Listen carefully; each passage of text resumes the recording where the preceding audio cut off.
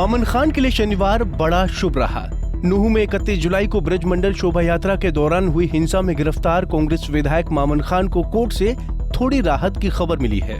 उन्हें 2 मामले में जमानत दी गई है, जिसमें एफआईआर नंबर 149-150 में आज आधे घंटे से अधिक चली बहस में एडिशनल सेशन जज संदीप दुग्गल की अदालत ने दोनों पक्षों की दलील सुनने के बाद 11 बजे फैसले को सुरक्षित रख लिया था। 4 बजे उन्होंने फैसला सुनाते हुए जमानत दी है। हालांकि मामन अभी भी जेल में ही रहेंगे। कारण है 2 मामलों में अभी भी सुनवाई होनी है। एफआईआर 137-148 में जमानत नहीं मिली है। मामन खान के वकील ने जानकारी देते हुए बताया कि उनकी ओर से ये दलील दी गई कि एसआईटी के आरोप निराधार हैं। साथ ही ये भी कहा कि वो जनप्रतिनिधि हैं और उन्हें जनता के बीच में ही होना चाहिए। आज 2 केसेज में हमने बेल पे आर्गूमेंट हुई थी। एफआईआर नंबर 149 और एफआईआर नंबर 150। दोनों एफआईआर पुलिस स्टेशन ने घृणा की हैं और सेक्शन सब में दोनों में एक जैसे हैं, एक आध सेक्शन कम ज़्यादा हैं।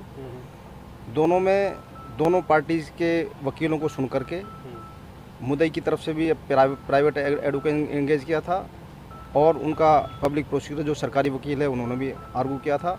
हमारी तरफ से मैं था, ताहिर हुसैन रुपड़िया जी थे, मेहताब साहब थे, खलील रुपड़िया जी भी थे और साथी हमारे एडवोकेट्स थे। हमने मामन जी की तरफ से अपने केस को प्रेजेंट किया। दोनों फरीकैन को सुनकर के सुबह 11 बजे ऑर्डर रिजर्व कर लिया था जज साहब ने। अब टाइम 4:30 हो रहे हैं। अभी कोर्ट ने ऑर्डर अनाउंस किया है। दोनों केसों में मामन जी को बेल दे दी। तो ये जमानत जो हुई है कौन से केस में? एफआईआर नंबर 149 और एफआईआर नंबर 150 में। अब आगे की बात करें, उन पे और भी केस 2 मुकदमे 2 एफआईआर और हैं। 137 नंबर है, 148 नंबर। उन दोनों में हमने बेल फाइल की हुई है, जिनमें आगामी 3 तारीख लगी। उस दिन निर्णय होगा उस दिन में। तो जो निर्णय है, जैसे आज जो बहस हुई थी, वो किस तरीके से बहस हुई? हमने अपना केस ये रखा था कि मामन जी को एक ये पॉलिटिकल मोटिवेटेड केस था और इसको राजनीतिक रंजिश की वजह से इसको फंसाया गया था। इसके खिलाफ कोई एविडेंसेज नहीं थी और दौरान बहस कोई सेटिस्फैक्ट्री कोई एविडेंस पुलिस नहीं दे।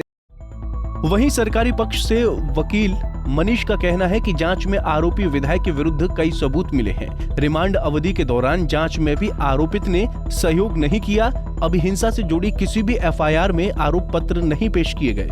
2 एफआईआर्स पे आज बेल की आर्गुमेंट थी और रेगुलर बेल के लिए मामन खान जी ने अप्लाई किया था और दोनों ही एफआईआर में जो इन्वेस्टिगेशन एजेंसी की जो रिप्लाई है उसमें उन्होंने जो अक्यूज्ड का रोल है वो as a main conspirator and architect of this entire right बताया हुआ है और बहुत सारी ऐसी पॉइंट्स हैं जिस पे कि जांच अभी बाकी है और स्टेट ने बेल को अपोज किया है और हमने विक्टिम्स की तरफ से स्टेट को असिस्ट किया हुआ है कि मामन खान की बेल नहीं ले जाए।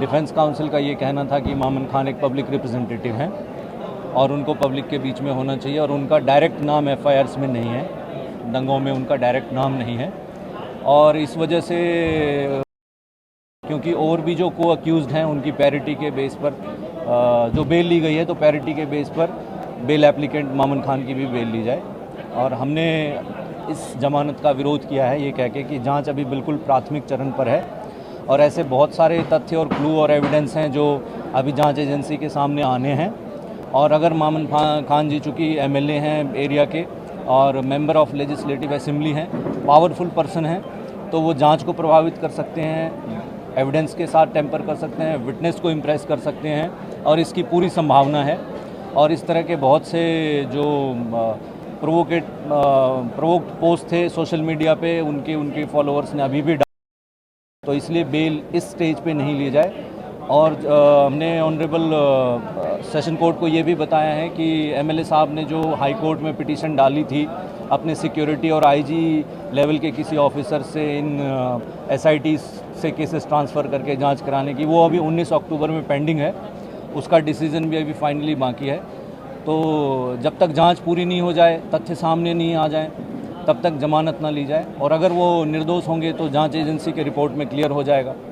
इसलिए इस स्टेज पर बेल लेना विक्टिम्स की इक्विटी को हैम्पर कर सकता है और इस पूरी जांच को प्रभावित कर सकता है। विधायक मामन खान को 14 सितंबर को राजस्थान से गिरफ्तार किया गया था, जिसमें 4 अलग मामलों में उन पर अलग अलग धाराएं लगाई गई। जिला कोर्ट में पेशी के दौरान उन्हें 4 दिन की अलग अलग पुलिस रिमांड पर भेजा जाता है। पुलिस रिमांड पूरी होने के बाद मामन खान को 14 दिन की न्यायिक हिरासत में भेज दिया जाता है, जिसमें वो अभी भी नूंह की जिला कारागार में बंद है। 3 अक्टूबर को FIR नंबर 137 व 148 में सुनवाई होगी। अगर मामन खान को उन मामलों में भी जमानत मिल जाती है तो विधायक जेल से बाहर आ सकते हैं। अब प्रदेश की निगाहें 3 अक्टूबर पर टिकी हैं। नूंह से अनिल मोहनिया, पंजाब केसरी टीवी। हमसे जुड़े रहने के लिए हमारे YouTube चैनल को सब्सक्राइब करें और नई वीडियो की नोटिफिकेशन के लिए बेल आइकॉन को दबाएं। अगर आप ये वीडियो Facebook पर देख रहे हैं तो लाइक जरूर करें और ज्यादा से ज्यादा शेयर करें। धन्यवाद।